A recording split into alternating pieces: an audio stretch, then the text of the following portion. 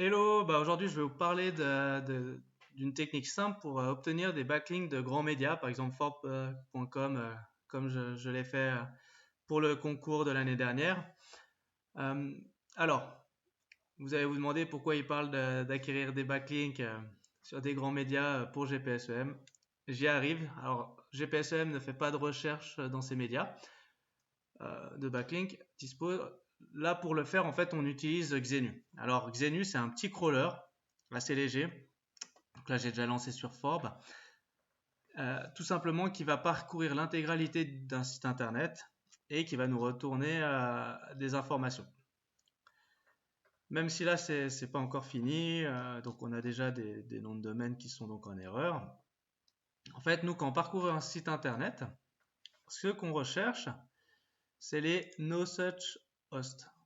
Voilà. Si on voit ça, alors là on voit que c'est un faux positif parce que c'est sur mail tout, mais si on voit ça, en fait on peut aller vérifier ensuite dans Majestic et autres les métriques pour voir si le domaine est intéressant ou non et s'il est déjà disponible ou pas. Alors, le truc à faire attention, il y a deux choses. La première, c'est que quand on trouve un nom de domaine expiré sur ce genre de site, il faut savoir ce qu'on va en faire.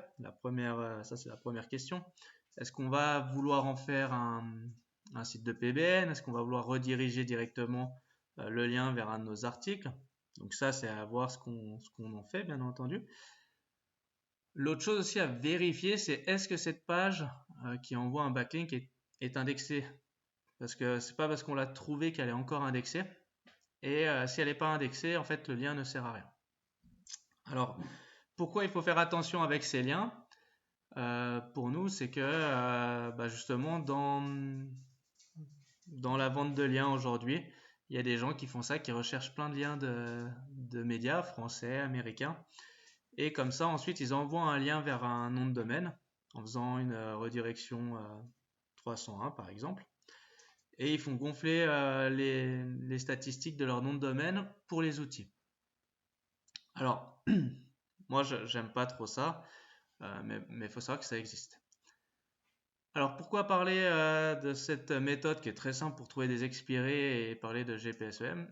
Eh ben, c'est tout simplement parce que nous dans GPSEM, on a décidé de faire une fonction qui audite donc comme on en a déjà parlé plusieurs fois, qui audite le site internet toutes les semaines. Et c'est à cause de le cycle de vie d'un nom de domaine.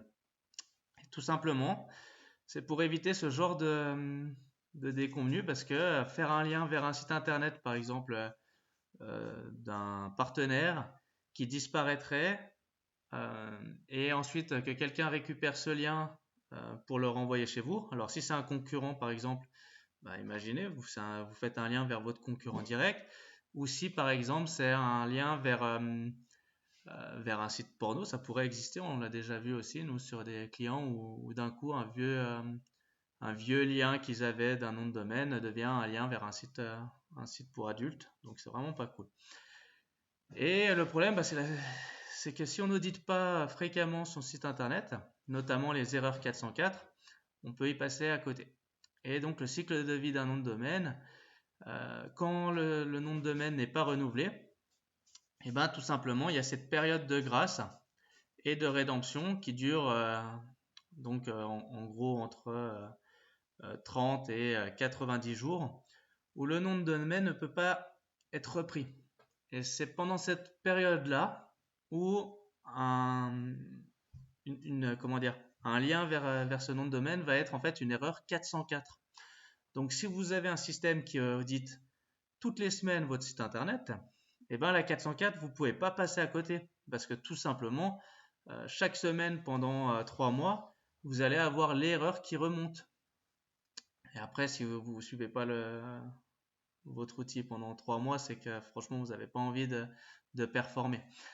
Donc voilà, donc tout ça pour dire qu'effectivement, c'est très facile de trouver un nom de domaine expiré sur Forbes avec Xenu. Si on laisse tourner, on peut être sûr qu'on en aura trouvé au moins un ou deux. Il faut repasser fréquemment, ça marche aussi avec les médias français, 20 minutes, le Figaro et autres. Et donc, ben, c'est important pour vous de suivre, si vous faites des liens externes, c'est important pour vous de suivre pour éviter d'avoir ce genre de problème. Voilà, donc là on en a plusieurs, vous voyez, par exemple. Donc là, ça doit être une erreur. Si vous voyez, parce que là il n'y a que un W. Ça c'est une erreur. Et ça doit être aussi une erreur d'URL chez eux. Mais voilà, si on laisse tourner, on va en trouver d'autres et c'est comme ça que c'est facile d'avoir des médias, des liens médias pour 0 €. Allez, à bientôt!